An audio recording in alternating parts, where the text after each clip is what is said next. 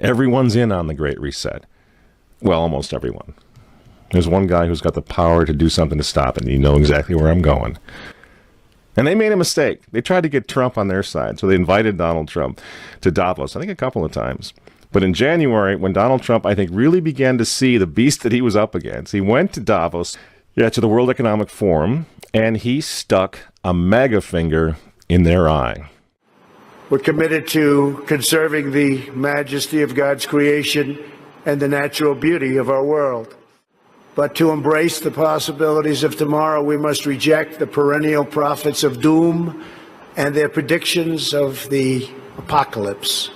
These alarmists always demand the same thing: absolute power to dominate, transform, and control every aspect of our lives.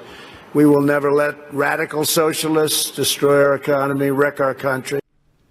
2 days after Donald Trump gave that speech, the 89-year-old leftist weirdo billionaire George Soros made an emergency intervention where, at Davos, once again, warning that the U.S. 2020 election will determine the, quote, fate of the whole world.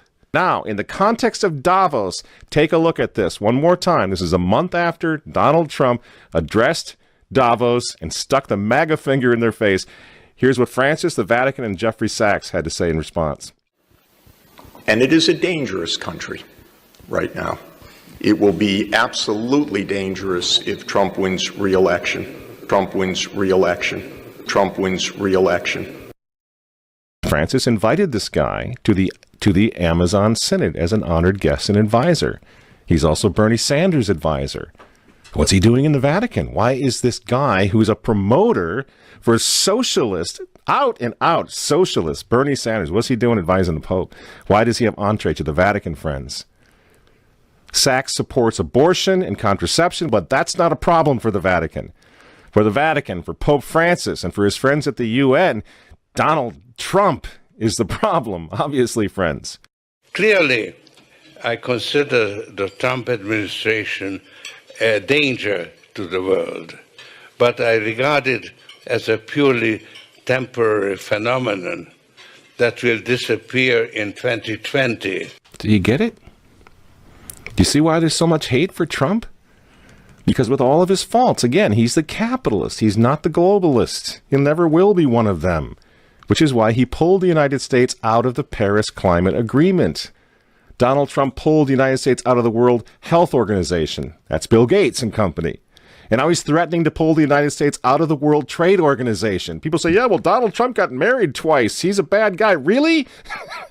He's right in the face of the demons on this, friends. Nobody ever said he was a saint. He's knocking the sacred cows of the United Nations down all over the world right now.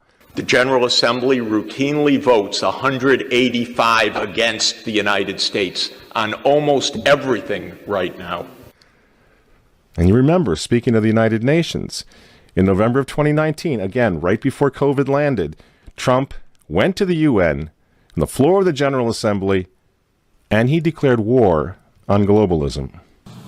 Wise leaders always put the good of their own people and their own country first. The future does not belong to globalists.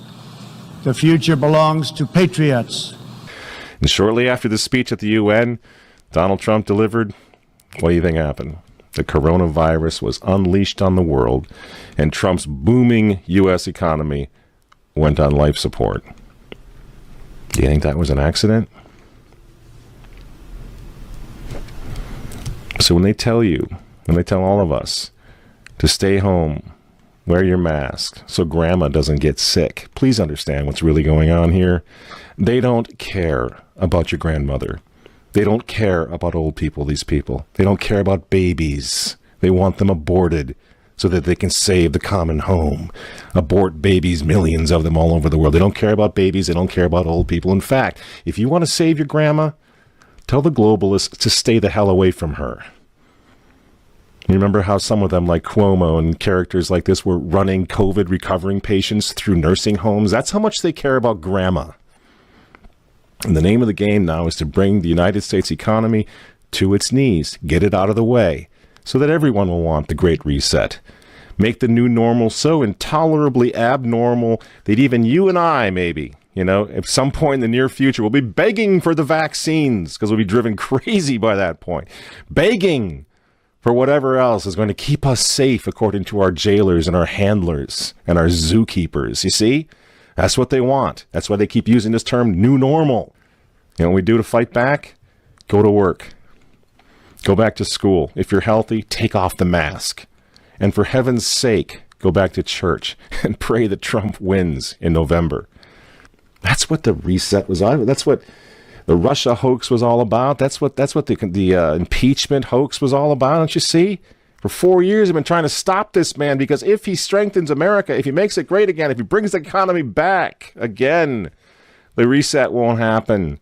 The New World Order is going to be set way back. Who knows when they're going to have another COVID opportunity like this one again, and they know it. So ask yourselves why they hate this man. These folks, these men, they hate God. They hate the unborn. They hate the traditional family. They hate you. And they hate Donald Trump, whose political opponents, by the way, right now they're beating up cops and they're burning flags. You say you don't like Trump. I'm sorry, friends, but who cares? That doesn't really matter anymore.